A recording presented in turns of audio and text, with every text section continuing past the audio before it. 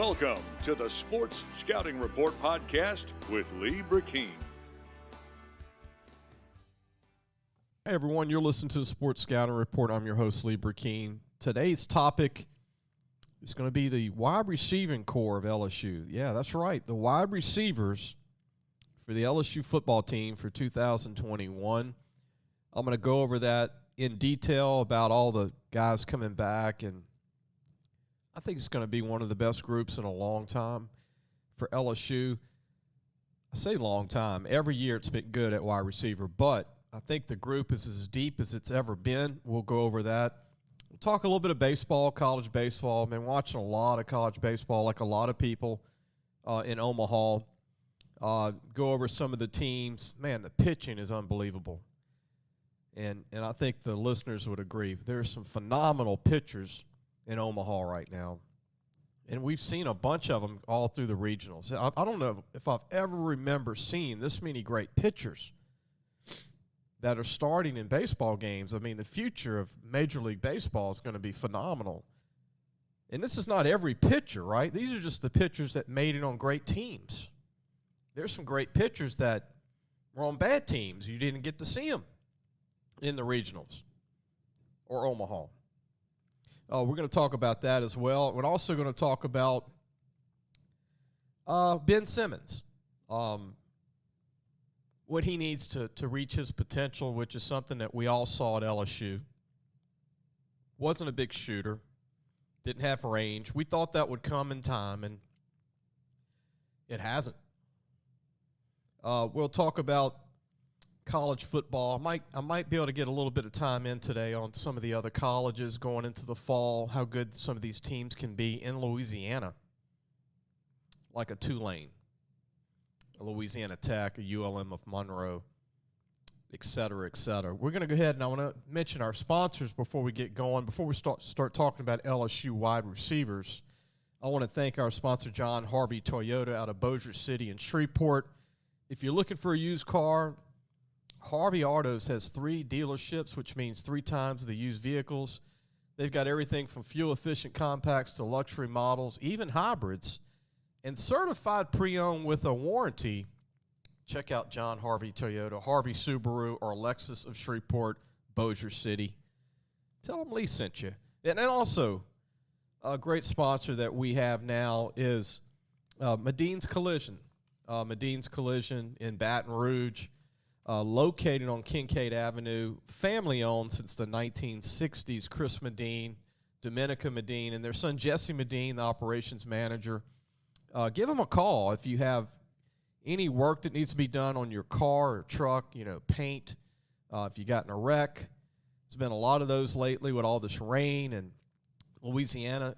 That's Medine's Collision Center on Kincaid Avenue in Baton Rouge. The number to call is 225 area code 357-7983. That's 357-7983. Take your vehicle to Medine's Collision Center. Great people, family owned. Let's get started about the LSU football wide receiver core. It's going to be a deep spot, I think. And here's my take on the wide receivers. LSU's always had some good receivers. If you go all the way back to when I was growing up watching LSU, Carlos Carson, they had a guy by the name of him and Orlando McDaniel, and then, after that they had a guy by the name of Wendell Davis, Tony Moss. You had Early Doucette, Dwayne Bowe, Craig Davis. And then you had Odell Beckham, Jarvis Landry, James Wright, and then recently you've got Jamar Chase, Terrace Marshall, that did a great job, and Justin Jefferson, and then Racey McMath. It's another great group, right? We're not talking about tight ends today, just wide receivers. And so you've got a group last year that was really one guy, Butte. Kashawn Butte out of Westgate High School in New Iberia, who had over a 300-yard game against Ole Miss. Him and Max Johnson lit up Ole Miss in Tiger Stadium. this past year, which I thought was shocking. I thought Ole Miss was going to really put about 100 on LSU, but LSU was able to survive that game, outscore them, and they intercepted 5 passes on Ole Miss's quarterback, which I thought was pretty good too. But, you know, what a great player to build around.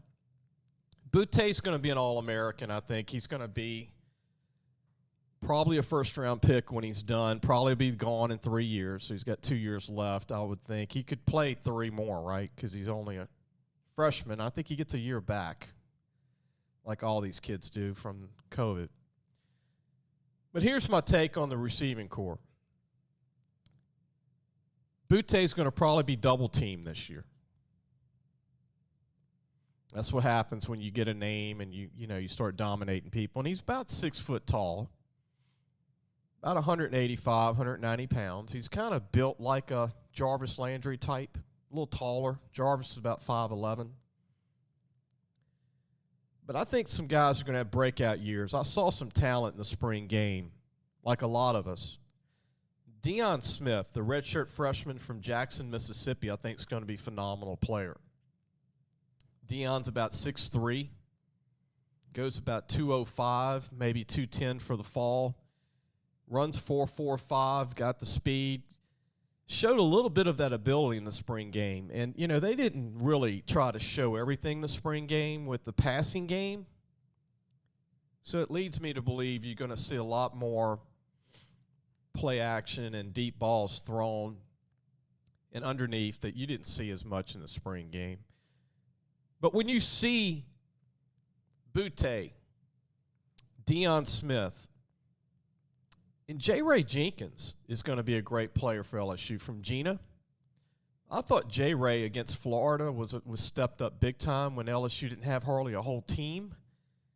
Where they had about 30 players or 40 players travel to Florida and win that game, which was very impressive, considering they had a Heisman Trophy candidate in Kyle Trask, the quarterback at Florida. Florida was kind of in on maybe doing a lot of great things too. LSU ruined their season. But J. Ray Jenkins is 6'4", about 200 pounds, and he can really go. And he's got good hands. He's getting better and better and better. We've seen flashes of brilliance from him. And by the way, another player that was at LSU that was a great receiver was DJ Chark, who played at Winfield High School and Alexandria High School. Coy Moore is going to be a great receiver from Archbishop Rummel. Played as a true freshman this past year, about 5'11", 6 foot, about 185. Built similar to Butte. I think he hasn't shown everything in his arsenal. I think he's a player that can do a lot in space. He's got good speed. But here's the sleeper in the group. It's Brian Thomas, who they just signed out of Walker High School. Brian Thomas. Let's take a break, and when we come back, we're going to talk more about the LSU wide receivers for 221. We're going to continue with Brian Thomas from Walker High School, a signee, a freshman. We'll be right back. Listen, whatever you're driving right now, Tommy Harvey wants it. Bring it in to Harvey Subaru, Lexus of Shreveport, Bossier City, or John Harvey Toyota. They're paying big bucks for all trades right now. They'll cut you a check right there. Tell them Lee sent you. Welcome back. You listen to the Sports Scouting Report. I hope you're enjoying the show. Our topic today is LSU wide receivers. And we'll talk a little college baseball later in the show and maybe some other college teams in the state to talk about how good they might be this coming year. But let's get back to wide receivers. Brian Thomas, who's a freshman, incoming freshman from Walker High School, is one of the best big receivers, tall receivers I've ever seen come out of high school in Louisiana. I thought Michael Clayton was one of the best I've ever seen. Reuben Randall was pretty good too. Big guys, you know, that can spread defenses and that can go legitimately underneath, can do it all. He's got great hands. Brian Thomas goes about 6'4". They list him 6'5". He might be close to 6'5". He weighs about 200 pounds. will probably play around 205. Will probably be about 220 when he's a junior. He'll look like Megatron when he's finished. He brings something to the LSU football team they don't have, and that's a big, tall receiver that's tough to guard. But think of all this talent at receiver: Butte, Coy Moore, J. Ray Jenkins, who I think is going to be an NFL player, Brian Thomas. Another sleeper to this unit is Jontre Kirkland. Really showed me a lot in the spring game, and he showed me a lot later in the year this past season. The former quarterback from Letcher High School, I think, is going to do some damage this year. He's going to be a Russell Gage for LSU this year. He's that guy that could be that third or fourth receiver. He can play the slot. He's fast. He's starting to put it together. The stars are aligned for Jontre Kirkland. This is a guy that has stayed the 5 years, and it's starting to pay off. And he's a homegrown kid. He loves the school. But Kirkland is a guy that people really don't expect him to do a lot this year, and he's a guy I think will. And don't forget about Trey Palmer from Kentwood. My bet here is Trey Palmer is going to be your full-time punt returner and probably kick returner, and that's going to be his specialty. He's got world-class speed, runs about a 10-400 meters, a legit 4.340. You know, Trey had some injuries last year. Didn't play much in 220. But we saw his ability in 219, what he was capable of when he got on the field as a freshman. He's 6'1", about 185 now. He came in about 170 when he signed with LSU out of Kentwood High School. But Trey Palmer's a guy that could explode on the scene. This is how deep this wide receiving core is. Here's a guy that is probably fourth team, right? But I think I think he could be the starter and stay happy being a punt return, full-time guy, kickoff return guy. And look, we saw him score a touchdown, last year in limited time. He scored, went all the way on a punt, and I think he could do several of those. He could end up being one of the best punt returners in the country. And then you have Alex Adams from Osaka, Mississippi, who was a freshman last year, played a little bit. He's about 6 foot, about 190. He's got good speed. He's a good player. He was one of the top 20 players in Mississippi a year ago. That's Alex Adams. And then you have Devontae, who's moved back from linebacker to receiver, is another guy to look for who's going to have a great year. I think he could play that flex position, kind of like Moss. He's about 220. 225, about 6'2", and he runs a 4.6. I mean, he's a very talented player. I think LSU tried to make him a linebacker, and instinctively that's just not his spot. It's not that he's not good enough. I saw him play at a meet, and I could see the same thing in high school. His receiver spot was his spot, even though he played a little DN linebacker for a meet. But Devontae is the guy that's got great hands. And he can run, and he's tough. He's muscled up. He can take the hits. He can block. So there's another player, to look for. This is his third year in the program, Devontae. And finally, you have Malik Neighbors, an incoming freshman from, they say, Southside, where he didn't play. He transferred there his senior year. He didn't get to play. He's from really Como High School in Lafayette. A great player. It's about 6'1", about 200 pounds, 198. Great hands, great speed. I think he's going to end up being a defensive back in the future. They don't need him at DB right now, but I think he'll move to DB and be a starting corner in 2022. That's just my thoughts. And one other guy, a big-time guy, to finish talk about wide receiver. We're gonna talk about him, Jack Besh, when we come back. He's a guy that's going to be a kind of a slot guy, flex tight end, but more of a receiver to start out. You're listening to the Sports Scouting Report. I'm Lee Brecheen, your host. We're going to be right back. Take a quick break. Looking for a used car? Harvey Autos has 3 dealerships, which means 3 times the used vehicles. They've got everything from fuel-efficient compacts to luxury models, even hybrids, and certified pre-owned with a warranty. Check out John Harvey Toyota, Harvey Subaru, or Lexus of Shreveport, Bossier City. Welcome back. You listen to the Sports Scouting Report. We're going to continue talking about the wide receiving core of LSU football. One more guy to talk about is Jack Besh, incoming freshman from St. Thomas More High School. If you've heard any of our shows going back to this past summer for 220, a year ago, I was bragging about Jack Besh, and I really think this kid's special. You know, I was one of these guys before he was ranked and before anybody really talked about him. I was talking about him probably almost 2 years ago. Here's a kid that's about 6'2", weighs about 220, 215 in weight, no fat, can run. He's probably going to run more like a 4.55, 4.6, but he looks 4.4 on the field, and he's aggressive. I heard Shaquille O'Neal the other day on TV talked about being aggressive. Don't worry about doing this well or that well. Just be aggressive. Play with a lot of energy and heart. That's what this kid does. And he's got great hands. And when you have great hands and you have size and you know how to run, you're going to be able to play in this league soon, and that's Jack Besh. Jack's going to be able to catch some balls for LSU.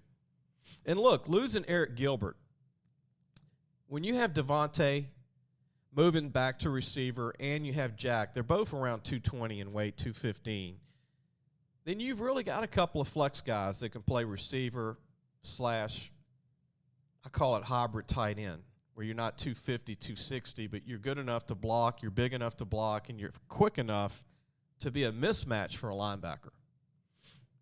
And so LSU's got a unique group of guys this year.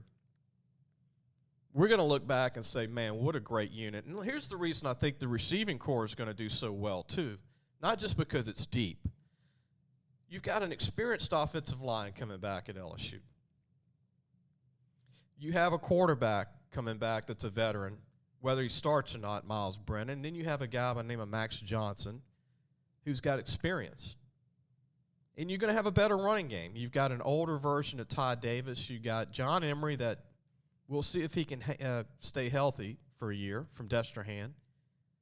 And then you got these freshman running backs coming in. Kiner from Cincinnati, Ohio, and Amani Goodwin from Alabama, who was all-world, committed to Auburn at one time, and reminds me of Kevin Falk. You have some good backs, and you've got backs coming in that are going to help the running back position. So you got this experienced O-line. You got a quarterback, depending on who they're going to start. I think it'll be Max Johnson, where this wide receiving group's going to catch a lot of balls. You're going to have time to throw. The run game's going to take the pressure off the pass game. It's going to open it up.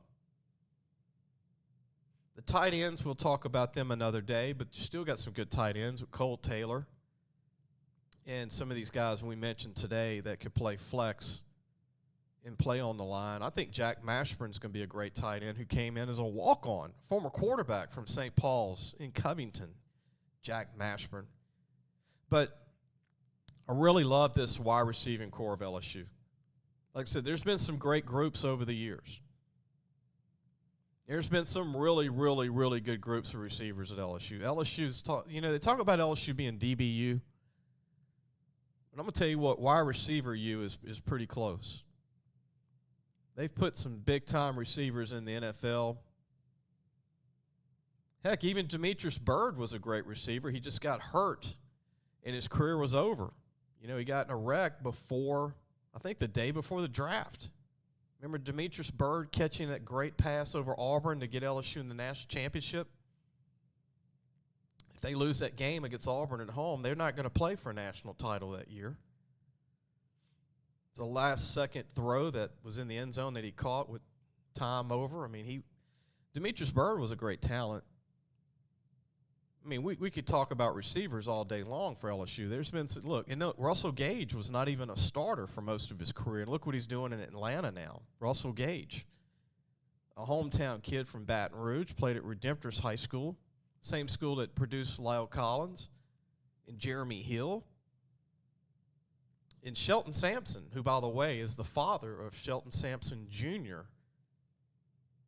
who plays at Catholic High Baton Rouge. Speaking of receivers, he's going to be only a junior, 6'4", 205 pounds, and runs a 4.4 40. Shelton Sampson Jr. Right at Catholic High in Baton Rouge. His dad, Shelton Sampson, was a running back at Redemptorist, and he was 6 foot tall, 5'11", about 220. Built very opposites for father and son. But Shelton was a power back at Redemptorist and went to Northwestern State where he played college ball. So that's going to be another future receiver probably from LSU. But this group's got a chance to be outstanding. It's got a chance because Butte, again, is going to be double-teamed, especially against UCLA that's got some great DBs. I want to talk about UCLA when we come back, and then we'll talk a little college baseball. We're going to take a quick break. So, hey, guys, just wanted to take a minute to tell you about Harvey Autos. If you need a new or used car, there's 3 great dealerships right here worth checking out. John Harvey Toyota, Harvey Subaru, and Lexus of Shreveport, Bossier City.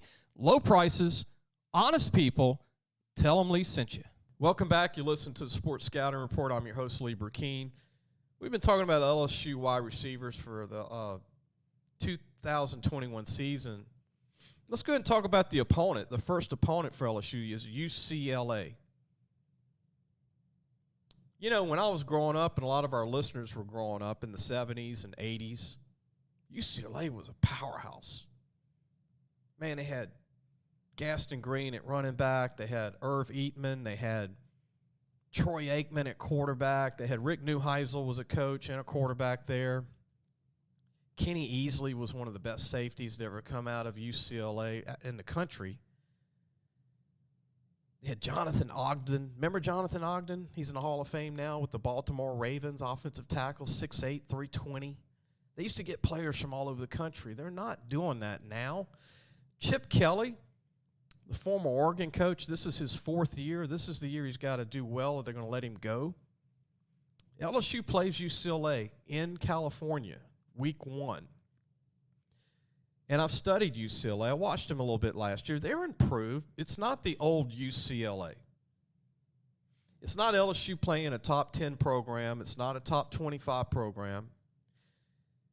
They do have a good quarterback in Thompson. This is his 3rd year. He's a dual threat guy. They do have some good skill receivers and running backs. They're all transferred in guys. They're all portal guys. But here's where UCLA's weak, and this is where LSU should dominate them. They don't have a good O-line, and they don't have a good D-line. They have a great defensive end. They have a defensive end coming back that had about 14 sacks, but defensive tackle, they can hardly field a unit of starters at D-tackle. That's how weak they are on D-tackle. Inside, LSU should dominate them. And on the offensive line, they got really one good offensive lineman coming back. And it's not really a good offensive line. So LSU's offense and defensive line should be the story of the game. They should dominate UCLA there. But UCLA has great defensive backs. So LSU needs to be able to run the ball, which they should. And I would think LSU should run for over 300 yards over UCLA. I really believe that. Now, UCLA will probably stack the box like all colleges do, but it's still, this is not a very good UCLA defensive line. Now, they have got some good linebackers. Not a great unit, but a good unit. And they've got 4 DBs that are really good. That's the strength of their team. And they've got 2 really good tight ends. They got a couple of good receivers, and they got a couple of good running backs, and they got a good quarterback. He's not overly big guy, about 6'1", about 190. When I say dual threat, he's a guy that can run if needed, but he'll sit in the pocket and he can throw the ball now. But LSU has some great. This is the best I've seen LSU at corner in years. With Ricks, Stingley, Jay Ward. Are you kidding me? These corners.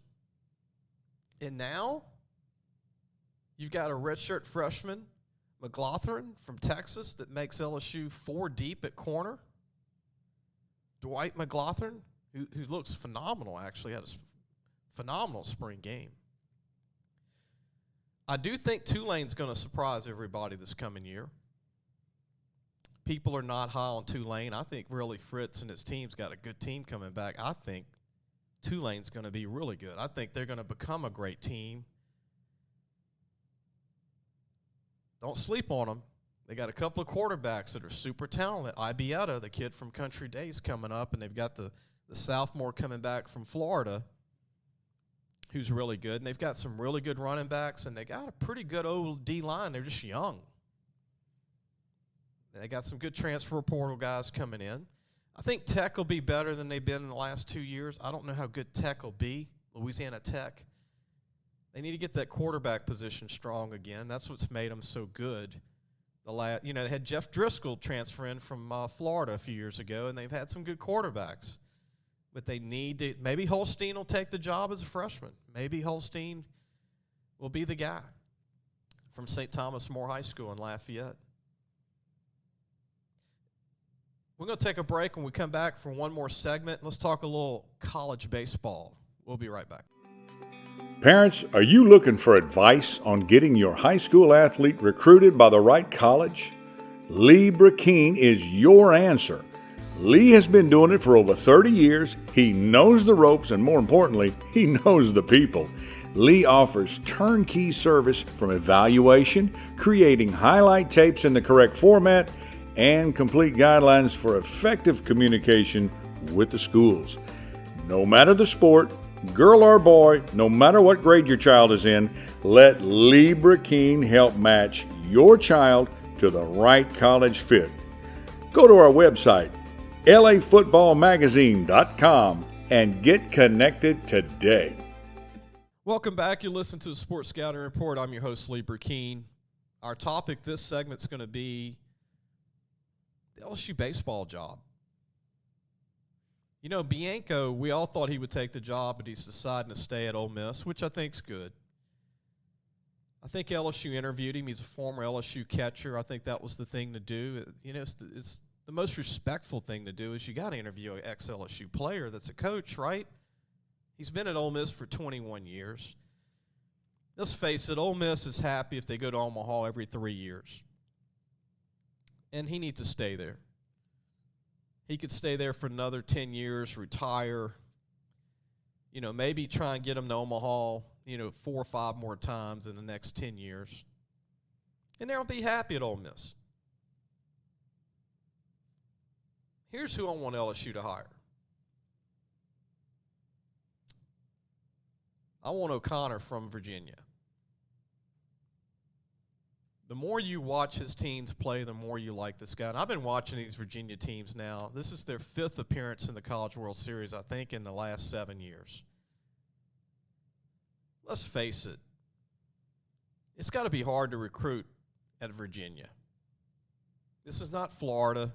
It's not LSU. It's not Vandy. It's not Mississippi State. It's Virginia. It's not even North Carolina or Florida State or Miami in the ACC. It's Virginia.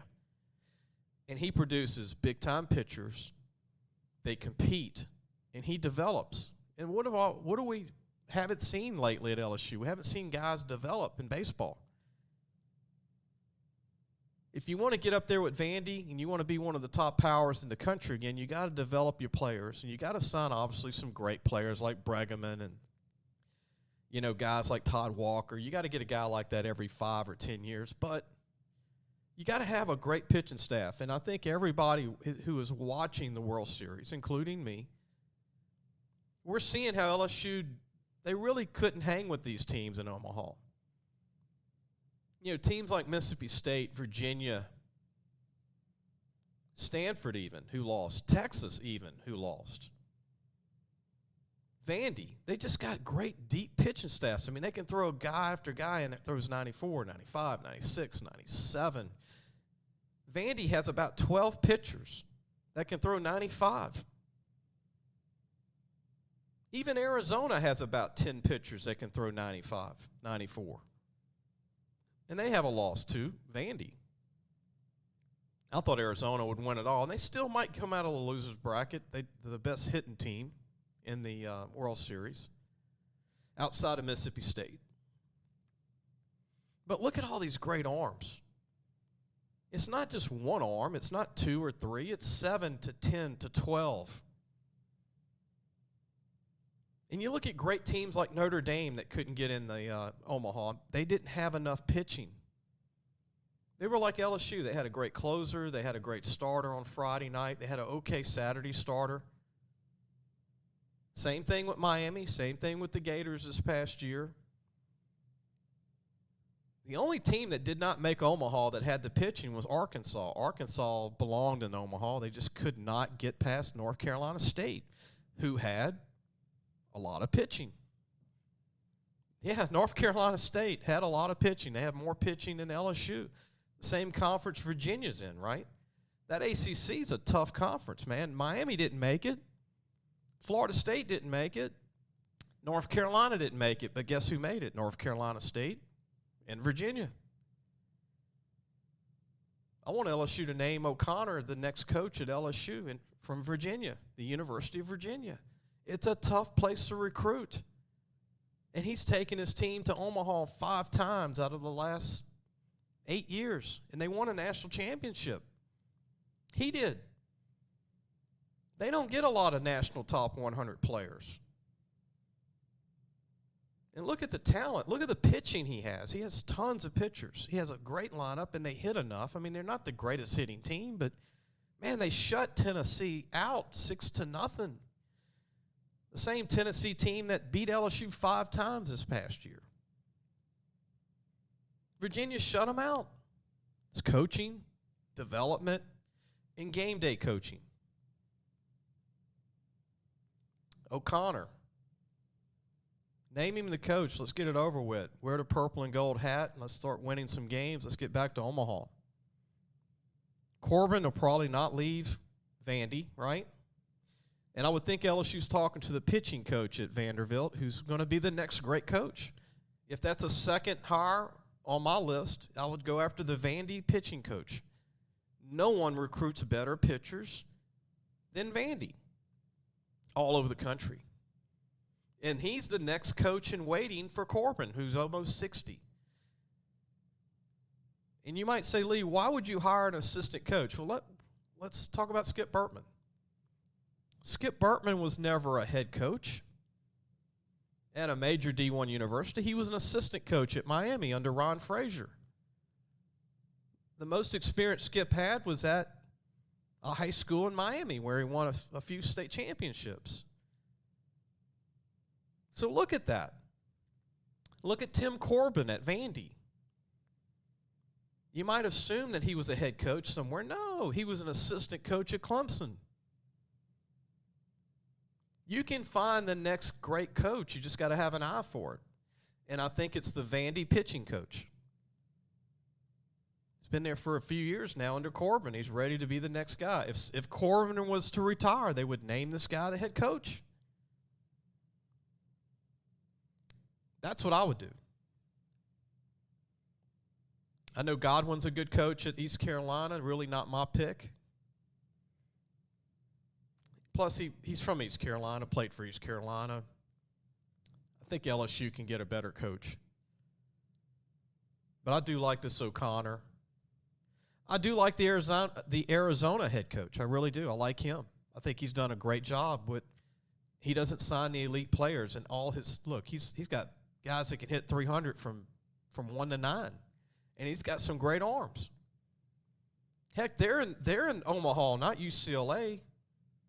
Not Oregon, not Arizona State, Arizona.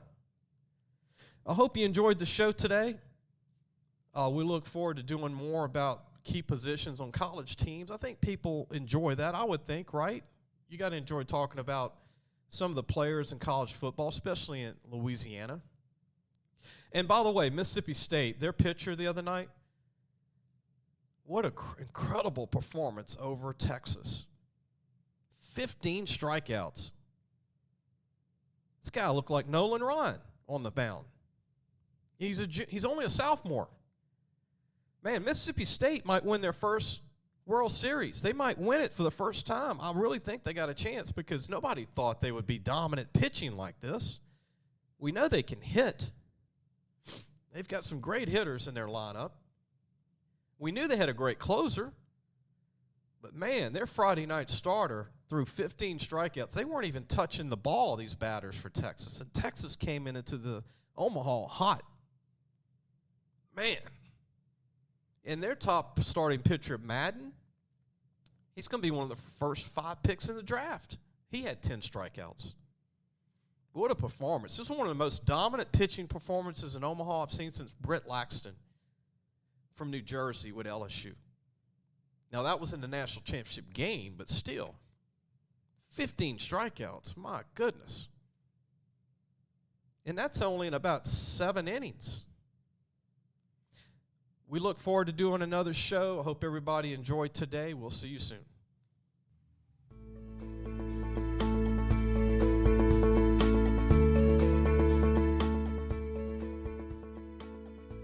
Thanks for listening to the Sports Scouting Report podcast with Lee Brecheen.